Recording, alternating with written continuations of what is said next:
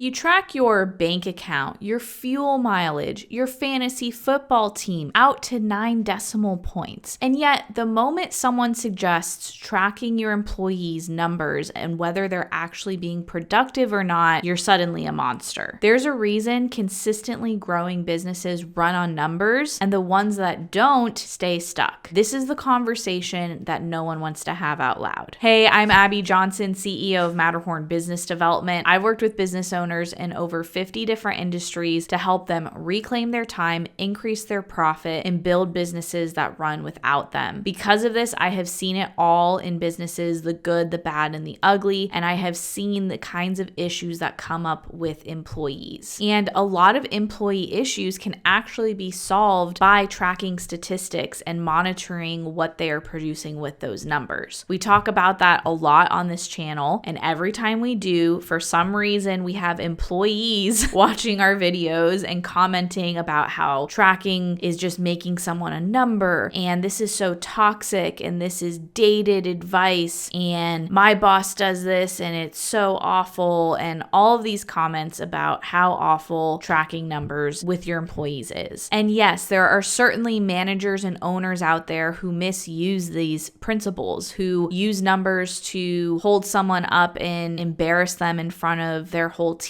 or set unrealistic quotas or something like that. That's not what I'm talking about here, because there is a difference between a business that is run on gut versus a business that is run on reality. And you need to know the numbers of your business to know the reality of the business. Here's what I want you to think about for a second. Numbers and statistics are all around you already in your everyday life. You're already using this to look and track your bank account. You've got a Fitbit or an Apple Watch or something that's tracking your steps or your calories burned per day. Maybe you're tracking something else at the gym and how you're doing with your PRs, with your deadlifts, whatever it is. We track this in sports. We look at our favorite players and how well they're doing. What is their number of interceptions or number of touchdowns or whatever other sports terms, right? We look at these numbers and we celebrate the ones going up and we analyze the ones going down. Take your doctor, for example. They take your blood pressure and maybe there's a problem. So they give you a prescription for your high blood pressure. Well, how do they know if the prescription is working? They don't just check your blood pressure one time and say, well, you've got high blood pressure, see you later. No, you've got to come back or monitor it at home or whatever it may be. And that's how we know, is this the right dosage? Is this even the right medication? It's because you're tracking a statistic. So why is it when we use this same principle of tracking a number to see whether things are getting better or not, why is this suddenly a problem when we choose to apply it to business instead of our everyday life? Here's the thing most people misunderstand about using statistics with your team. It's not about catching people doing something wrong, and it's not about making a case to fire someone. It's about being able to have a real conversation with someone. This way, you see a crisis before it happens. When numbers start going down, you can say, what's wrong here? What changed? Who needs help? Who needs more training? Instead of letting a problem fester in the background and bleed into the whole rest of the company, and then the alarm signals start going off, right? We catch the crisis before it happens because we have the right data to look at. So if you're feeling like you're always blindsided by problems or a new fire crops up here every day, this is why. Because right now you're managing the business based on your feelings or the right now fires instead of having the correct data to catch the fires before they even happen. And then when you go to correct a team member, you're doing it based off of facts and numbers instead of feelings and emotions. So an example of this is I was once working with a husband and wife team. The husband was a chiropractor and the wife was running the admin side of the business. And they did not have any statistics in place. They were kind of flying blind. And this also led to them having disagreements in the business. They both felt like they should handle things a certain way, or that this was the solution to their problems, or that was the solution. So once we got statistics in place, we were able to actually see what was happening. They had clarity in the business, and then they could come together and make agreements and decisions together based on this real data that was in front of them instead of whose decision felt like the right one.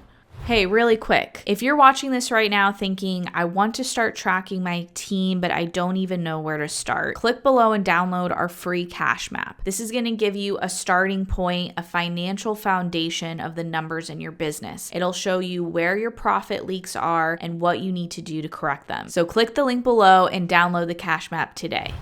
Now, I do want to acknowledge something. If you are an employee watching this, or even if you've been an employee in the past and you've had numbers and stats crammed down your throat and used to embarrass you or used to set unreal quotas, that's real. Bad management is a real thing. But there is a difference between bad statistical management and good statistical management. Good statistical management is the opposite of what I just said. It's a manager or owner looking at a downward trend and leaning in with curiosity rather than judgment. It's giving someone a clear target and then actually supporting them to hit that target. And it's creating a team where everybody knows the score, everybody is on the same page, and everyone is working to bring that score up together. So the problem wasn't tracking numbers, it was the manager who was tracking numbers that was the real problem. What I've seen in businesses that don't track statistics is morale actually goes down instead of up because no one knows the score of the game. No one knows if they're winning or losing, what the expectation is for their role, and whether they're actually achieving that or not. And believe it or not, good employees want to know the score. They want to know they're being helpful and useful and doing their job. So this loosey-goosey work environment of no numbers, no targets, no quotas is not freeing. It's actually a directionless vessel that you're carrying everyone in. And that makes you a bad leader. Good leaders give direction. They show where the boat is going, what is the final destination, and you need numbers to back up that direction and that vision. So, does using statistics make you a bad boss? No. If you do what I said today, then you can use numbers to actually help your employees and empower them to do better and feel better in their positions. The goal here is simple. Let's use numbers to help people win, not make them wrong.